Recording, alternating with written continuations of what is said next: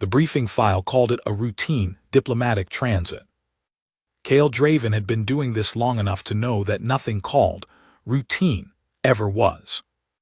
He stood at the threshold of docking bay 7 on the Sovereignty cruiser *Velendrath's Grace and read the assignment packet a second time, not because he'd missed anything on the first pass, but because reading things twice had kept him alive for 11 years in the hegemony's contracted security division. The packet was thin. 3 pages of formatted text, 1 biometric scan of the principal, a corridor map of the Vel-Aori consular residency on Thavos Station where the party would overnight, and a line at the bottom that read, "Threat assessment, low. No known hostiles in sector. Standard escort protocols apply." He folded the packet and pressed it into his coat pocket. Routine. The principal was Yset, daughter of Queen Sorra Vel-Kaiv of the Vel-Aori sovereignty, second heir to the Pale Throne, age 14, traveling under partial diplomatic cover to attend an academic convocation on Thavos. The girl was not yet of succession age. Her trip had been kept quiet. The Vel-Aori court's position was that a quiet trip did not require a heavy guard. Kale's position, privately, because nobody had asked him, was that the Vel-Aori court could go drown itself in a tide pool.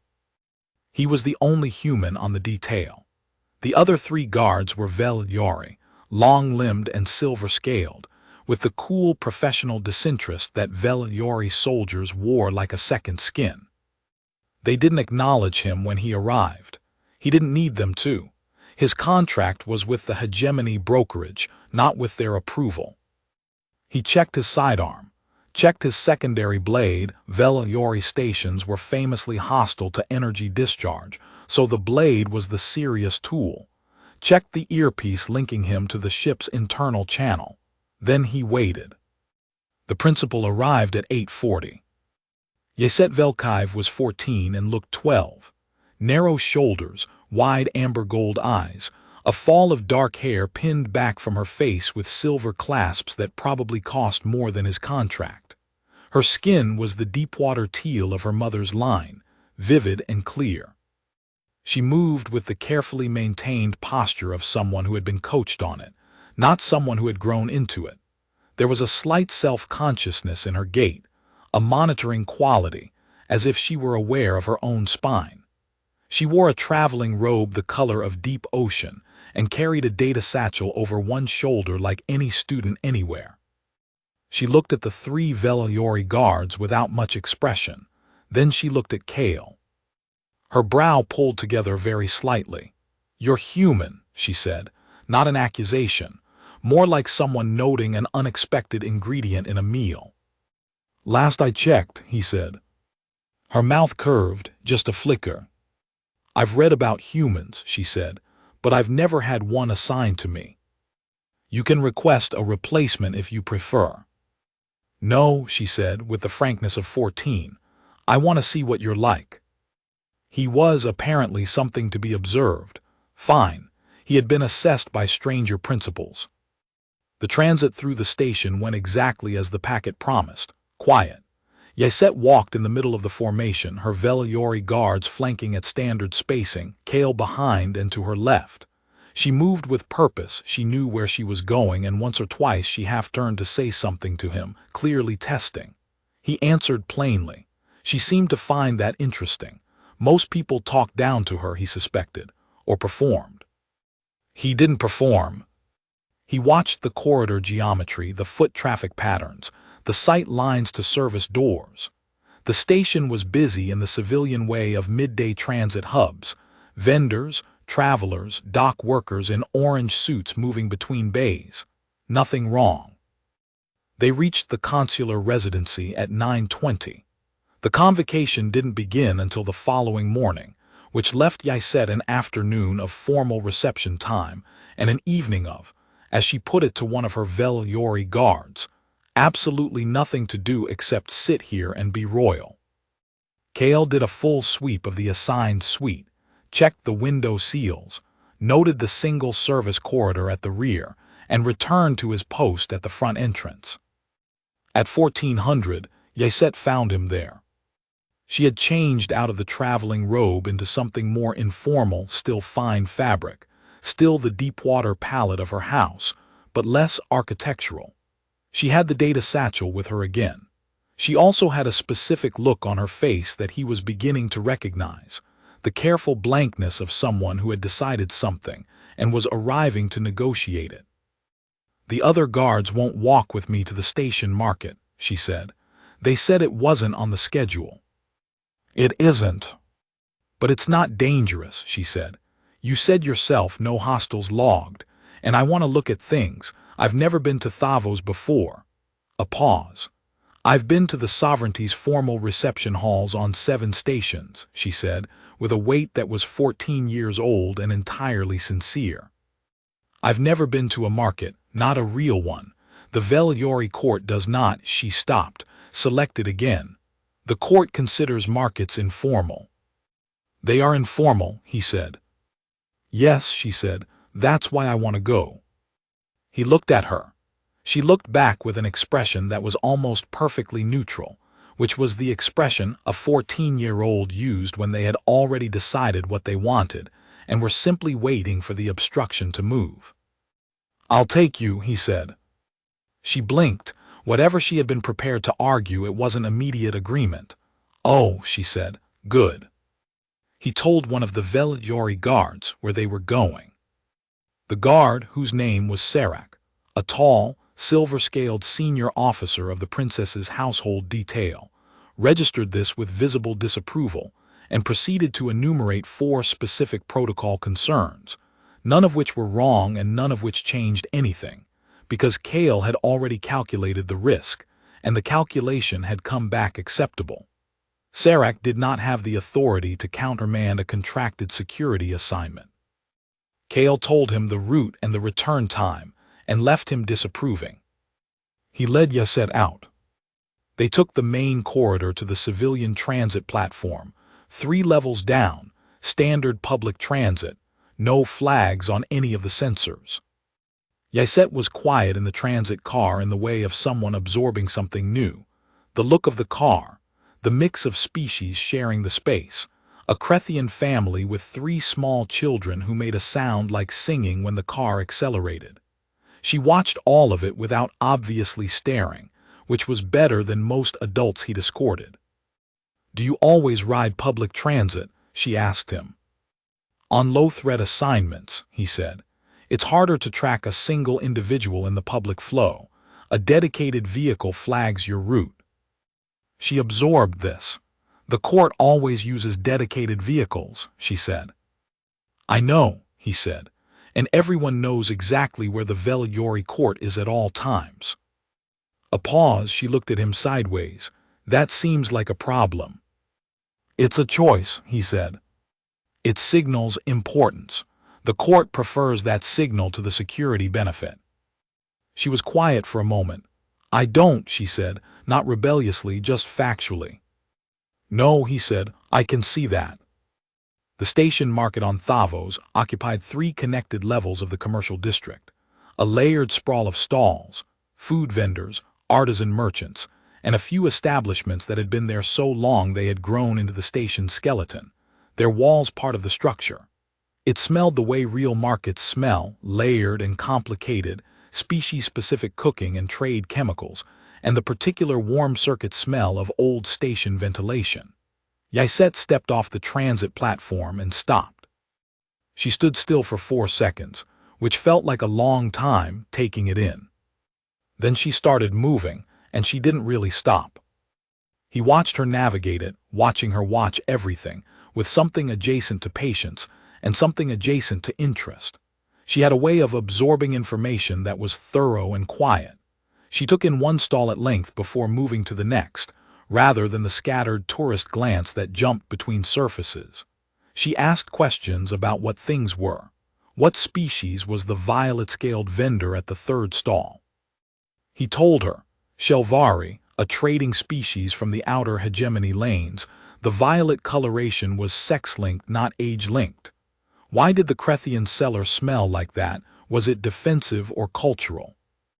Both, he said, defense primarily, but the Krethian had developed the cultural behavior around the defense mechanism over several hundred years. It was complicated. What were the blue spheres in the food cart? Were they alive? No, he said, preserved, a Vel-Aori delicacy, actually, from the deep-water beds in the southern reach of the sovereignty. She blinked at that. I've eaten those, she said. At court, they serve them at the winter convocations. Probably from the same source, he said. She looked at the vendor, a round-faced human woman in a market apron, currently bargaining with a Krethian buyer with a new expression. I've never seen where they come from, she said, not complaining, noticing. Most people haven't, he said. Most people don't think about the distance between where something starts and where it ends up. She was quiet a moment. You do, she said. Force of habit, he said. I have to know what I'm standing in before I know where the exits are. She thought about that for another few steps. Is that what security work is, reading the distances? Partly, he said, partly it's geometry, where things are relative to other things, which angles tell you something. That sounds like mathematics, she said. It is, he said, applied. She appeared to find this interesting in a way that exceeded polite interest. She was quiet for a moment, and then she started asking more specific questions, not about the market, but about the geometry. How had he assessed the route from the transit to here? What had he noticed about the entry points? What did the sight lines tell him about the second level versus the first? He answered her as he would have answered anyone asking sincerely, plainly, with the actual answers, saying I don't know for the rest, which seemed to surprise her again. The tutors never say that, she told him, for the second time, as they climbed the ramp to the second level. You've mentioned, he said. It bears repeating, she said. It's unusual. He was, apparently, both unusual and something to be observed. Fine. He had been assessed by stranger principles. They were on the second level, moving toward a cluster of artisan stalls, when Yset asked him what the strangest thing he'd ever protected was. A diplomatic artifact, he said. 3rd year, 3-hour escort through an outer hegemony transit hub. The artifact turned out to be a jar of soil. She stopped walking. Soil, she said. From a planet that no longer exists, he said. The only remaining sample.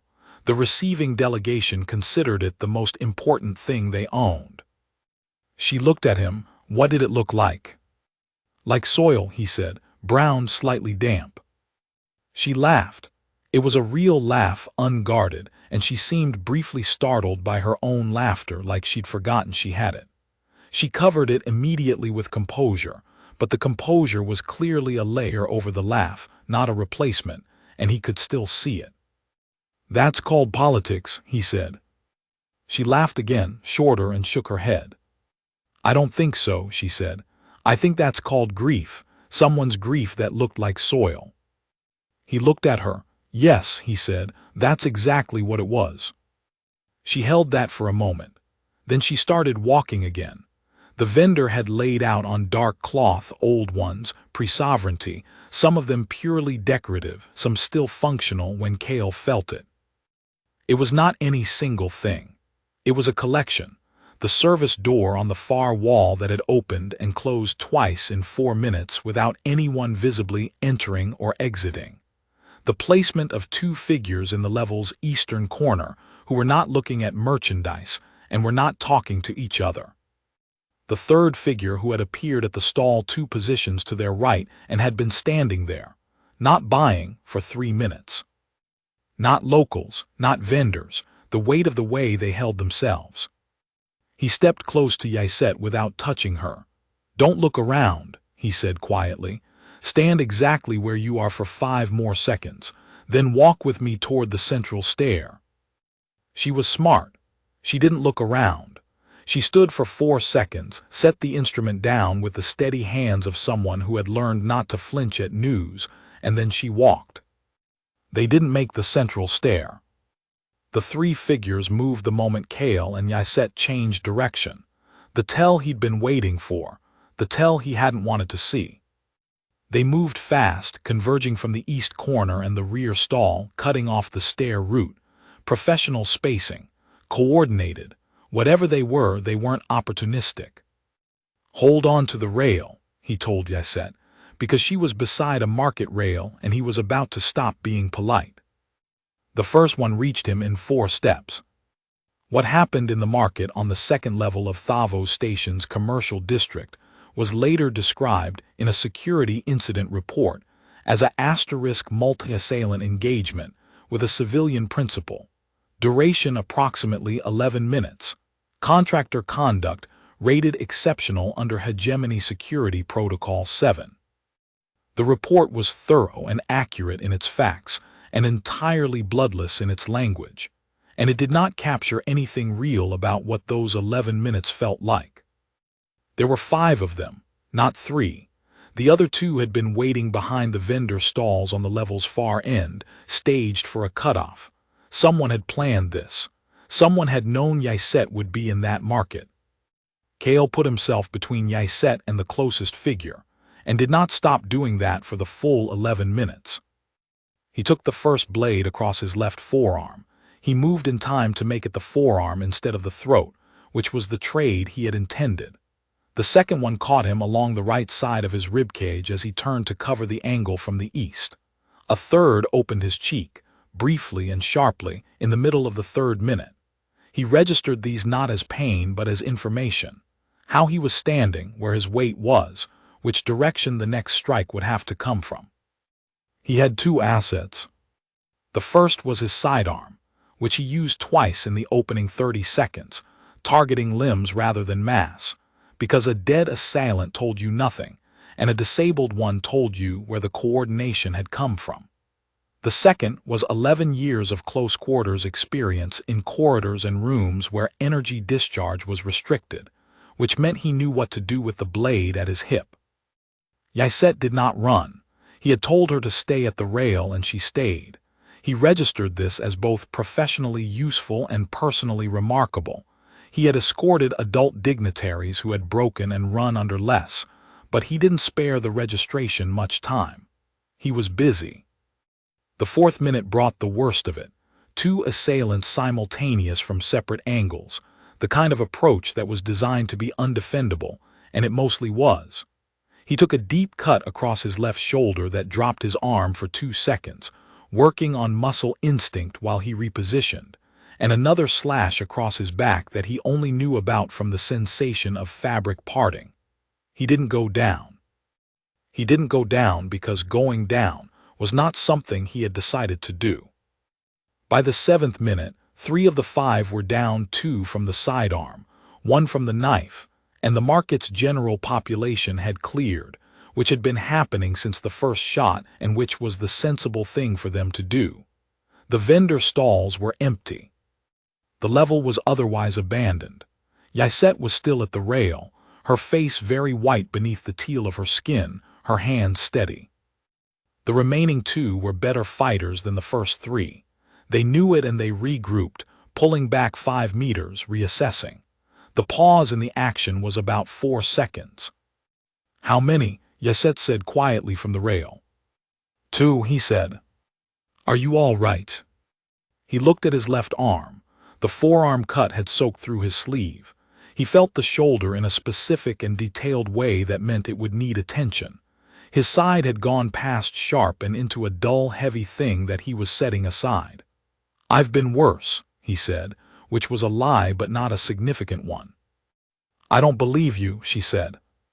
"That's fine," he said. "Stay there." The remaining 2 came back together. He ended the engagement in the next 90 seconds in a way that he would not have described, even in a private moment, as clean. He was not elegant about it. He was thorough. They were down, immobilized, and they would survive long enough to answer questions, and that was what he needed from them. When it was over, he stood in the empty market level for approximately 6 seconds before his legs told him something he hadn't authorized them to say, and he sat down on the floor at the base of a vendor stall. "Draven," said Yset. "I'm here," he said. He heard her footsteps cross the distance to him, fast and then faster when she got close enough to see, and then she was beside him on the floor, her hands hovering near his arm without touching, which was, he noted, the instinct of someone who had been trained that you didn't touch a wound without permission. "Tell me what to do," she said. "Station emergency channel," he said. "My earpiece, left side, press and hold." She pressed and held. He gave the location and the status in 12 words, and then he leaned against the vendor stall and let himself breathe. The Vel-Aori contingent arrived in 4 minutes, the Thavos Station security in 6. The medic in 8, which was faster than he expected, and he said so, and the medic told him that he could express gratitude more quietly after his rib had been looked at. Yasette stayed next to him the entire time. She did not get up when her Vel-Aori guards arrived. They stood over her and spoke to her in fast, urgent Vel-Aori, clearly wanting her to move to a more secured position, and she said something to them that Kale didn't catch. His Vel-Aori was functional, but the dialect moved fast, and they went quiet and stayed back. He didn't ask her why she'd stayed. He was doing his job of staying awake while the medic worked, and that was taking most of his attention. Later, when he was on a medical transit to the station's acute care bay, and she was in a secure vehicle behind his, he found out that what she'd said to her guards was, he stood in front of every one of them. You will stand behind him while someone helps him. He found this out because one of the Vel-Aori guards told the security intake officer, who included it in the incident report. He read it in the report, and then he stared at the ceiling of the medical bay for a while. The acute care bay on Thavos was hegemony affiliated, which meant it was equipped for multi-species intake, but staffed primarily with human medics.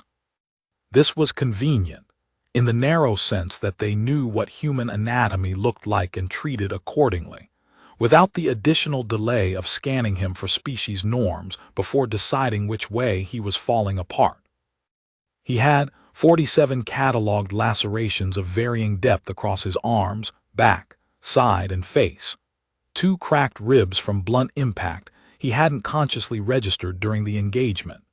A deep muscle tear in the left shoulder that would require 2 weeks of restricted use, and blood loss that fell 2 units below the transfusion threshold, which the medics treated by looking at him with a specific expression and giving him fluids aggressively. "You're very intact," the lead medic told him, which he understood was the medical community's way of acknowledging that the alternative had been on the table. "Do what you can for the cosmetic ones," he said. "Why you worried about scars?" "Not for me," he said. "The principal is 14.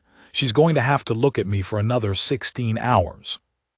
The medic looked at him for a moment. "You really are in the wrong line of work," she said. "You'd make an excellent parent." He had no response to that, so he let it go. They sedated him lightly for the shoulder repair, which meant he lost approximately 4 hours, and he resurfaced from it into the quiet of a different room, not the treatment bay, an inpatient ward with softer light and the particular muffled quality of heavy acoustic insulation. He lay still and took inventory. The shoulder was dressed. His side was bound. The forearm had been sealed. He felt approximately 60% of a person, which was livable. He turned his head. The chair beside his bed was occupied. Queen Sorra Vel-Kaiv of the Vel-Aori sovereignty sat in a standard-issue station medical chair, as if it were a throne, and looked at him with amber gold eyes that were entirely steady and entirely unreadable. He had not known she was on Thavos. Her presence had not been in any briefing. He processed this in the way he processed security information, not aesthetically, not in any way he was going to examine right now while medicated and horizontal, not what he had pictured from the assignment packet's photograph of Yasette. The photograph had been a child's portrait, formal and flat. He had not extrapolated a mother from it. He should have. Sorra Vel-Kaiv was perhaps 40 in Vel-Aori years, which translated to a range he couldn't reliably calculate but which his eyes registered as middle life, full authority, the kind of face that had resolved its questions about itself. Deep-water teal skin, dark hair threaded with the first silver of her years, worn simply and without the elaborate ornamentation of formal court. She was dressed in traveling clothes. She had come quickly, he thought, had not stopped to arrange a state arrival. Her amber gold eyes had a quality he associated with people who had been very afraid and had come through the other side of it, and were now in the specific, crystalline calm that lives immediately after terror. She was looking at him with those eyes, and he had no idea what she was going to say. "Your name is Kale Draven," she said. Her hegemony standard was precise. No accent, which surprised him. Most Vel-Aori royalty had accents, carried them deliberately as a marker of national identity. She had chosen not to, or had trained it out. 11 years contracted security with the hegemony brokerage, 18 commendations, 6 duty of care citations, in engagements where a contractor exceeded standard protocol to maintain principal safety. He didn't respond. He wasn't sure a response was being requested. "Yset told me," Sorra said, "that you stood in front of every one of them." "That's what the job is," he said. "No," she said, and something in her voice shifted, not loudly, but noticeably, like a note changing registers. "The job is to maintain principal safety within prescribed protocols and proportional risk thresholds. I have read your contract. The proportional risk threshold for a contracted detail is not 47 wounds." He had not known they'd counted. He considered whether he had a sensible answer and concluded he did not. "I kept her safe," he said. "You kept her safe," Sorra said. The words landed with a weight he hadn't expected. He watched her face, her steady, careful face, and saw something move behind the amber gold eyes that she was not quite containing. He recognized it. He had seen it on parents, on partners, on people who had received news of the worst, and then received news that it had narrowly not happened. The aftermath of almost. She looked down at his arm, his right arm, resting on top of the blanket, sealed cuts running from wrist to elbow, in a line that the medic had sealed carefully, but which was still visibly extensive. "Yset refused to leave the market level," Sorra said. "My guards tell me she would not be moved until you were stable enough to move." "I know," he said. "She is 14, Sorra said, and there was something in the way she said it that was not, he thought, about Yset being too young to understand. It was about Yset understanding exactly, and Sorra being confronted with that. "She's remarkable," he said honestly. "She didn't run.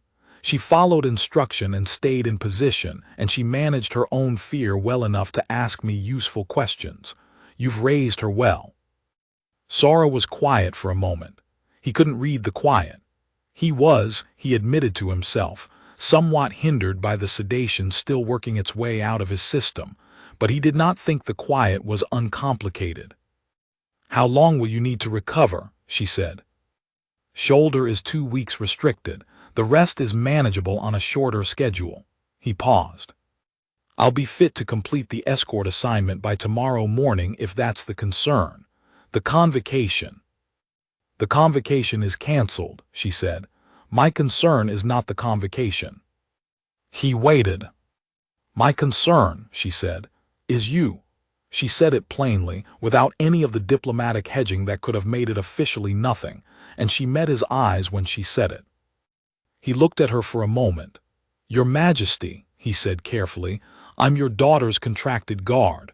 What happened today is what that contract means." "I know what the contract means," she said. "I am not speaking to you about the contract."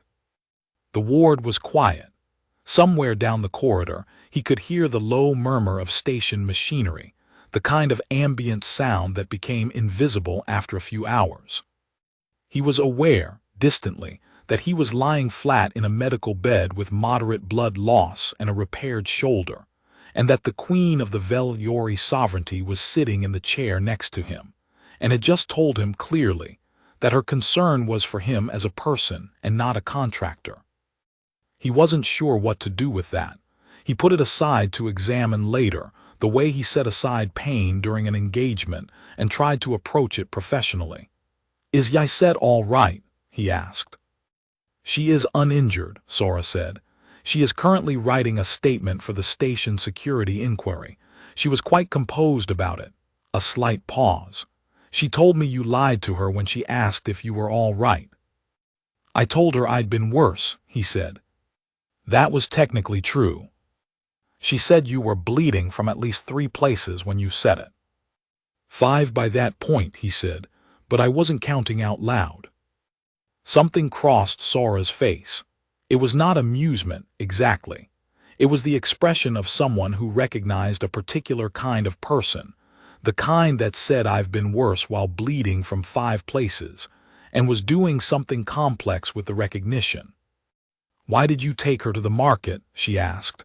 "It wasn't on the schedule." "She wanted to see the station," he said. "She'd never been to Thavos." The other guards refused. "I know. You broke protocol." "I calculated the risk and made a judgment call." He paused. "I miscalculated." "You neutralized 5 armed assailants," she said, "alone, with no backup, while maintaining continuous protection of my daughter." "I miscalculated the threat level," he said. "The assessment said low risk. I should have required additional support for any off-schedule movement regardless of the assessment." She looked at him with that steady, unreadable amber gold gaze. "You are reproaching yourself," she said. "I'm doing a debrief," he said. "You're reproaching yourself," she said again, with the certainty of someone who had watched a lot of people debrief and knew the difference. "Draven, my daughter is alive. She is uninjured. She sat on the floor of a Thavos market and held your earpiece against your ear and told 4 Vel-Aori royal guards to stand behind you." She paused. "She has never given an order before," she said softly. "Not one that wasn't prompted. She is 14 and she sat on the floor with a bleeding human and she gave an order." He looked at her. "I think the market was good for her," Sorra said. And there it was, very briefly, almost not there at all, a curve at the corner of her mouth that was the first piece of her he had seen that was not composed. He felt something loosen in his chest that he hadn't known was braced. She stayed. He was in the medical ward for 36 hours, because the medics were cautious with blood loss, and the shoulder wanted monitoring, and Sorra Vel-Kaiv stayed for nearly all of it. She did not make a performance of it. She did not summon staff or arrange formal attendance or make of her presence any kind of diplomatic gesture. She sat in the chair beside his bed with a tablet and worked correspondence, he assumed, or whatever a reigning queen did when she was stationary, and occasionally spoke to him, and occasionally did not. The first several hours were quiet in the way that strangers' silences are quiet, aware of themselves. Then something shifted, and the quiet became something else, and he stopped monitoring it. He slept through some of it. When he woke, she was there, and she was not watching him, which was, he found, more comfortable than if she had been. She was simply in the same room, in the way that someone who is comfortable with another person's unconsciousness sits in a room. He had not experienced that in a long time. At some point in the second evening, she set the tablet down and asked him about the 11 years. Not in the official way, not the CV she had recited from, not the citations and commendations, but what it had actually been. Where had he been stationed? What had the work been like in the early years, when he'd been contracted green and underpaid, and probably half convinced he'd made a terrible decision? He told her about the first posting, which had been a cargo protection detail on a hegemony supply line, boring and cold. He told her about the second, which had been less boring, and had taught him several things about reading rooms. She asked questions, actual questions, not the gracious host variety that didn't require answers, and her questions told him what she was interested in. She was interested in how he thought, the reasoning behind the decisions, why this blade position and not another, why he'd targeted limbs in the first seconds of the engagement, why he'd held a particular corridor angle during the worst of the market fight. He answered her the same way he'd answered Yset's questions about the marketplace vendors, plainly, and I don't know where he didn't know. She registered this the same way Yset had, with a slight recalibration, a noticing. "The tutors," he said, remembering. "What?" she said. "Your daughter said the Vel-Aori tutors never say they don't know. They say things that sound like answers." "Yes," she said, there was dry weight in it. "The court has an institutional allergy to uncertainty." "And you?" She looked at him. "I am the queen," she said. "I am not permitted uncertainty. I am permitted to perform certainty until the moment it becomes true." He thought about that. "Is that working?" he said. "Today," she said, "it is less effective than usual." A pause. "Today I know exactly what I am uncertain about." He did not push at it. He understood the sentence. He had been in rooms with people who had survived close calls long enough to recognize the specific arithmetic they were doing. What I almost lost, what I still have, what the distance between those two things costs. He let her keep it. But she did not drop it entirely. Sometime later, when the ward lights had shifted to the dim setting of the late cycle and the corridor outside was quiet, she said, with her tablet still open and her eyes on it, "I would like to know if you are in pain. Not if you've been worse. If you are in pain now." He considered this. "Yes," he said. "Where?" "Shoulder," he said. "Side some." She nodded. She did not say anything. She set the tablet on her knee and she did not look at him, and she was in the room with him, and that was, he found, its own kind of answer to a question he hadn't asked aloud. Yset came in the morning. She arrived at the door of the ward in her formal morning robe, her dark hair arranged properly for the first time since the market, her composure very much in place, and she looked at him in the medical bed, and she looked at her mother in the chair, and her expression did something quick and complicated that she did not try to hide before she put it away. "How are you?" she asked him, formal but real.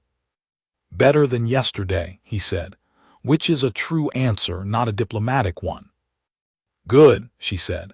She came and stood at the foot of the bed in the correct posture of someone who had been trained to visit sick rooms. Then she ruined the formal posture by asking, in a slightly smaller voice, "Are you going to be able to hear the convocation? They rescheduled it for 2 days from now."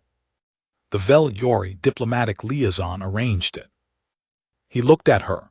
She was looking at him with the studied neutrality of someone who had decided not to want something obviously, in case wanting it visibly was too much. He looked at Sorra. Sorra was looking at him with the same amber gold eyes she'd been looking at him with for 36 hours, and she did not look away. "Yes," he said, "I'll be there." Yset's carefully neutral expression cracked briefly, visibly, into something warm and quick that she immediately reassembled. "Good," she said, with great dignity. "I expect a thorough security sweep." "You'll get one," he said. Sorra stood from the chair. She stood the way she'd sat, without ceremony, without performance, just a person getting up from a chair. She set the tablet on the side table. She'd been using it as something to look at when looking at him had been too much. He understood that now, and she straightened, and she looked at Yset. Yset looked back at her. Something passed between them that he was not part of, and did not try to be. Then Sorra looked at him. "The Sovereignty Consular staff will arrange your recovery transport," she said. "You will be housed in the diplomatic wing while you are restricted. The station medical staff will remain available." A pause. "I will also remain available," she said, "if you require." The words were absolutely within the register of a monarch speaking to a contracted employee. Every word. He was too experienced not to know that. He was also too experienced not to hear the weight underneath them. The weight that was not about transport or housing or station medical staff. "Thank you, Your Majesty," he said. Her eyes were steady on him. She inclined her head, the formal motion of the Vel-Aori court, a small respectful bow that one of equal or superior status offered to acknowledge, and turned to follow Yset to the door. At the door she paused. She didn't turn back, but she stopped, and he watched her profile. "Draven," she said. "Yes." "You said," she paused, "you said my daughter is remarkable." Another pause, not uncertain, deliberate the way she had said everything. "She would not have stayed on that floor," she said quietly, "for someone who did not also deserve it." She left before he had to answer.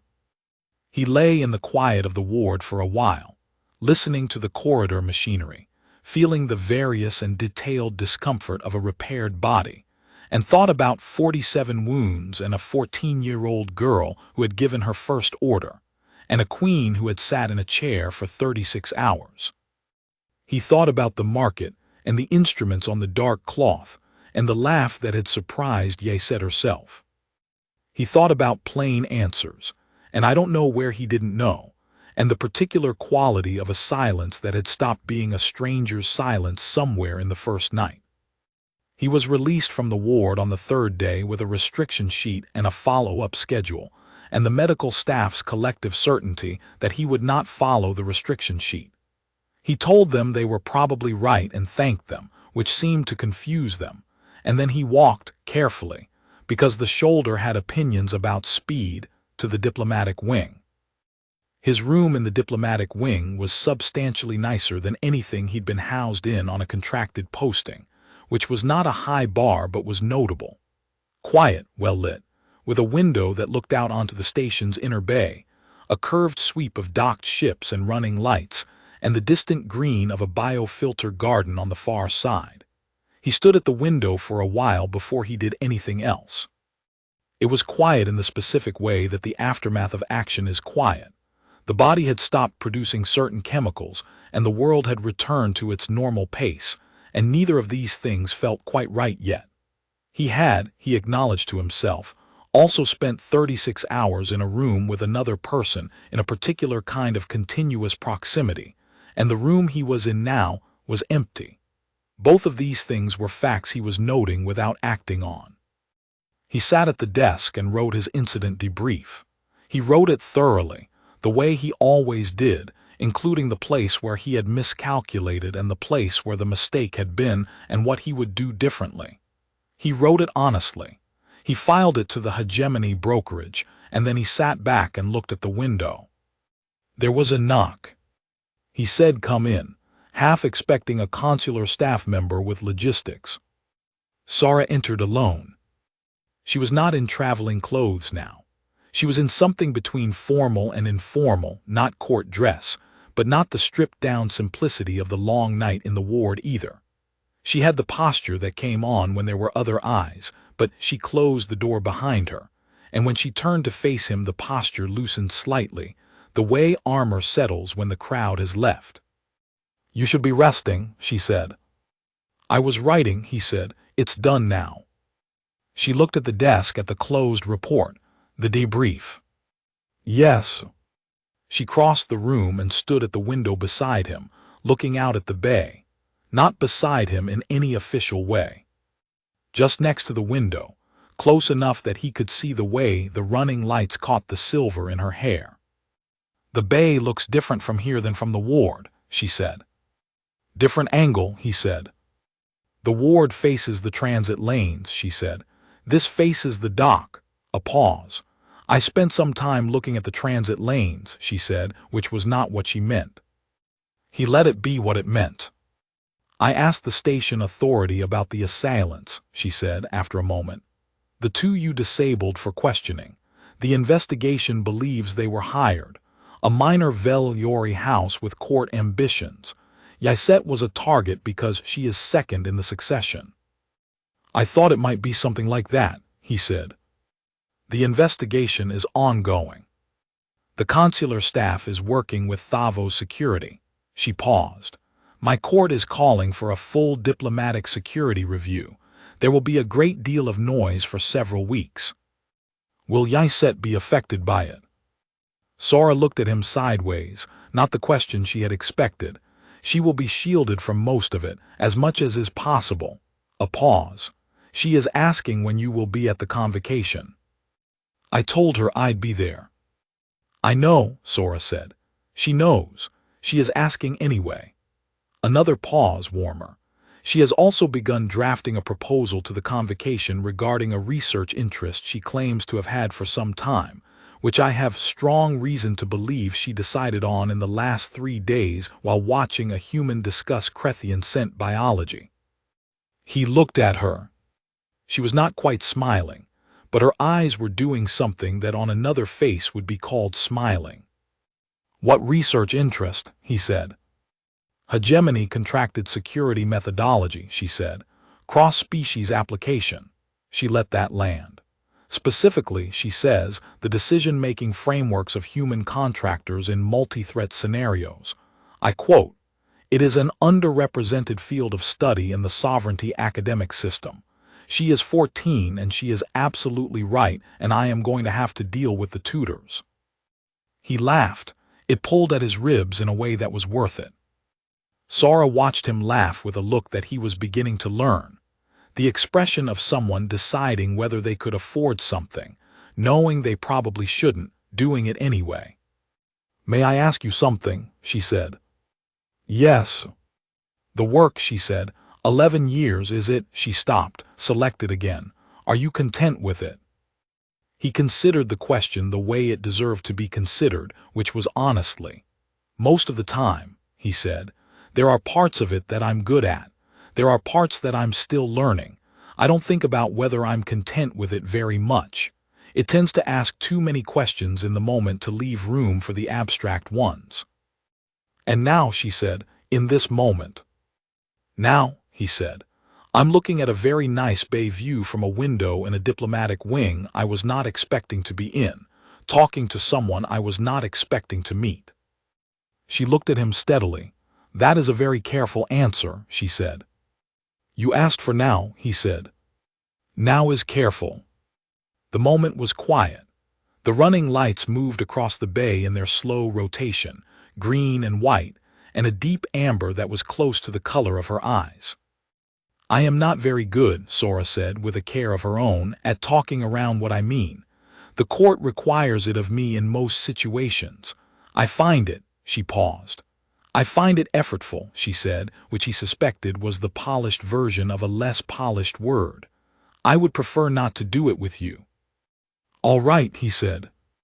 "I stayed in the ward because I did not want to leave," she said. "Not because of protocol, not because of the investigation. Because of," she stopped again, not searching, just selecting. "Because of the particular category of person you are, which I had not encountered before, and which I found myself unwilling to put distance between myself and." He looked at her. "And because," she said, "in 36 hours you were honest with me about where you were in pain, and you told my daughter you didn't know things, and you asked me if the performing certainty was working." A pause. "Nobody asks me that," she said. "In 11 years of holding that throne, no one has asked me that." He did not say anything. He let the words be what they were. "I don't know," she said, "what I am proposing. I am aware of the complications. I am a reigning sovereign of a species that does not have a good history with cross-species." She stopped. "I am aware of all the things I am aware of," she said, which was the truest sentence he had heard from a diplomat in a very long time. "I'm aware of them too," he said. "And—" He looked at her. At the careful, direct face, the amber gold eyes, the slight loosening of the armored posture that happened when the door was closed. At the person who had sat in a medical chair for 36 hours with a tablet she wasn't really reading, because she did not want to put distance between herself and him. "And," he said slowly, "I would like to go to the convocation tomorrow. And I would like to do a proper security sweep of the venue, because your daughter is right that it needs one. And I would like, after the convocation, to have a conversation that is not conducted in a medical ward or an official diplomatic wing." "Where would you conduct it?" she said. "Somewhere that has a window," he said, "and is loud enough that we're not the only things in it." Something crossed her face, unguarded, unplanned, the expression underneath the composed one. It was warm and slightly startled and entirely, completely real. "The station arboretum," she said. "Third level, there is a water feature, it is reliably loud." "That sounds right," he said. She looked at him for a moment longer. Then she inclined her head, the same small, respectful bow she'd offered in the ward, and walked to the door. At the door she paused with her hand on the frame. "Draven," she said. "Yes." "You told my daughter you'd been worse," she said. "Were you?" He thought about it honestly. "Twice," he said. "Both times I was alone." She was quiet for a moment. He could see the slight tension across her shoulders ease, not all the way, not in one breath, but genuinely, like a weight shifting. "Then I am glad," she said, "that you were not alone this time." She left, the door closed. He stood at the window in the diplomatic wing and watched the running lights cross the bay, amber and green and white, in their slow and patient rotation. He was not in pain exactly. He was in the aftermath of pain, which was a different thing, an awareness of the body's inventory, an accounting of what had been spent and what remained. 47 wounds. A shoulder that would talk to him for 2 weeks, ribs that had opinions. He thought about the market instruments on the dark cloth, about the angle of the service door that had told him before anything else told him, about Ysette's voice saying, "Tell me what to do," and the steadiness of her hands, about a queen's question in the quiet of a second evening, asterisk not if you've been worse, if you are in pain now.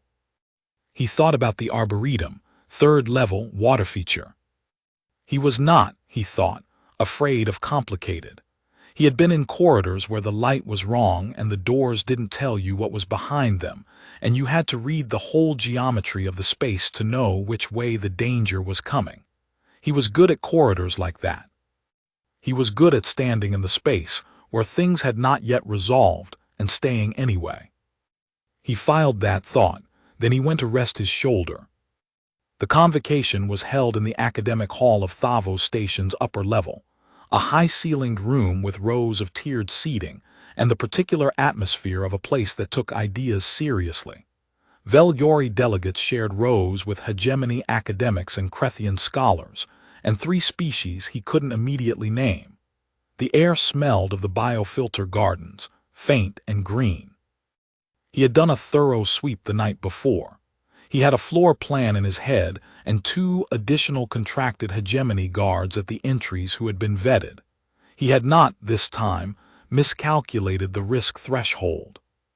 Yset sat in the front delegate row in full formal dress, her posture exactly right, a datapad on her knee. She looked like a princess attending a convocation.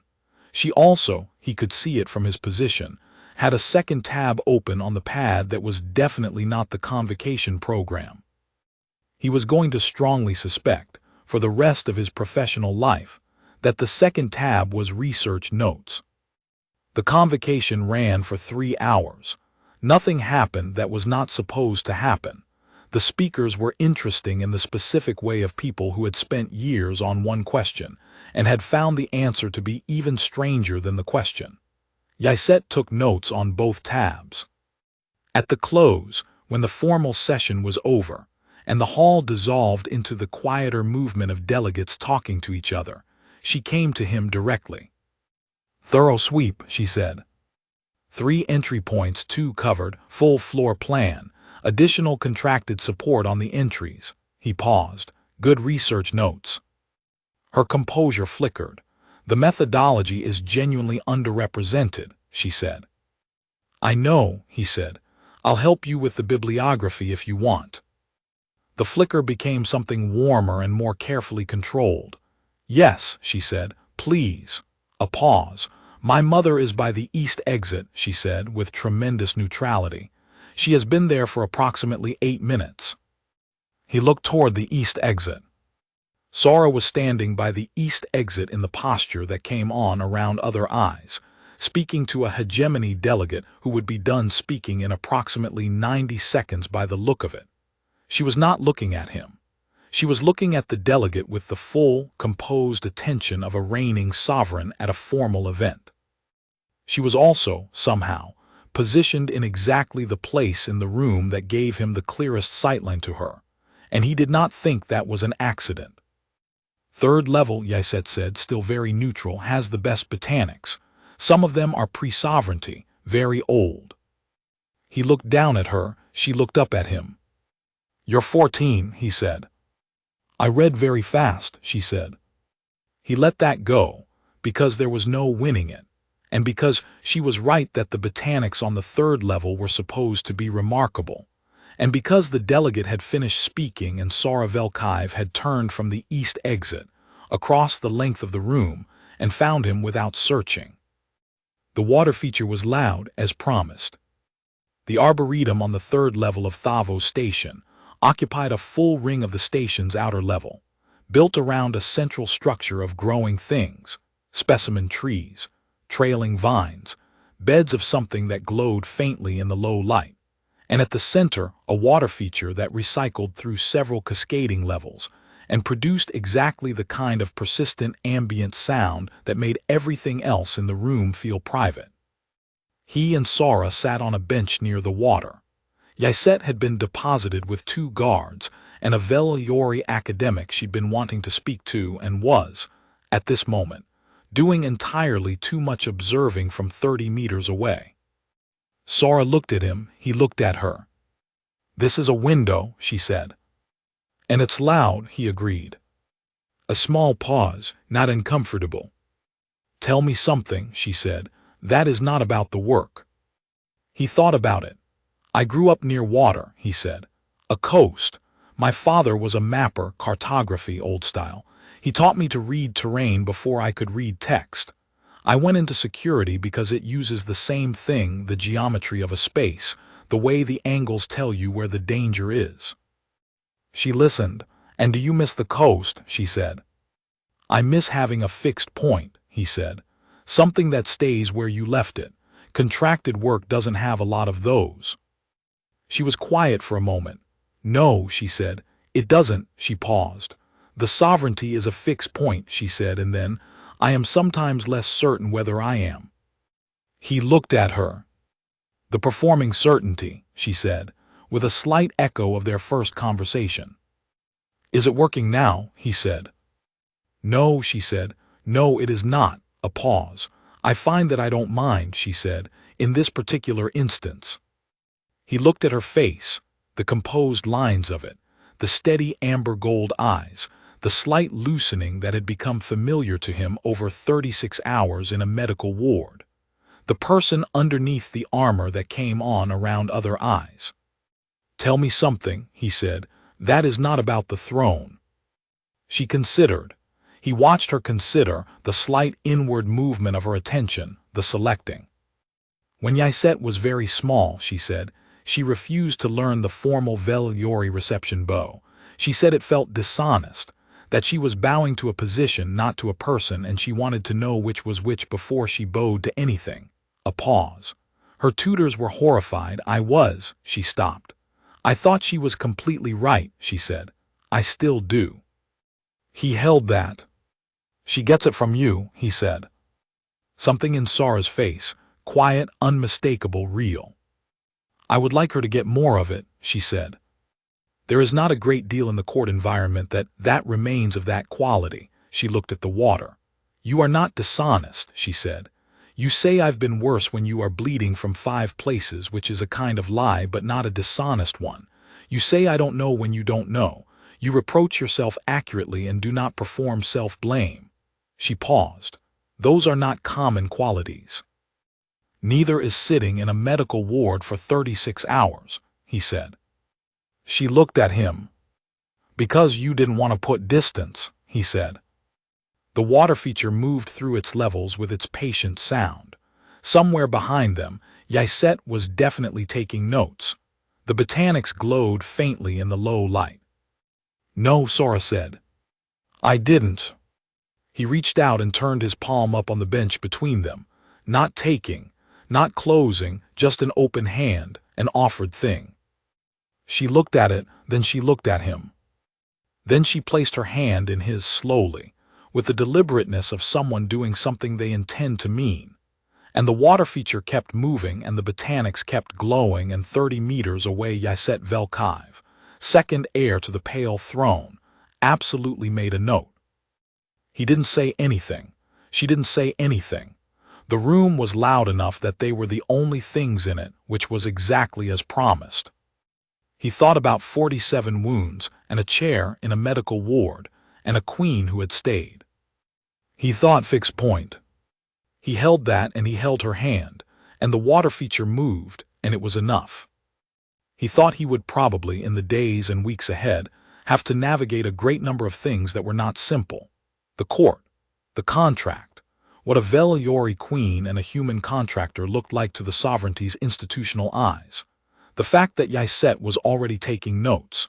He would navigate those things the way he navigated any complicated geometry, with attention and patience, and an honest accounting of which exits were real and which were painted on the wall. But for now there was the water feature. There was the bench. There was the hand in his, placed slowly, with the deliberateness of someone meaning what they did.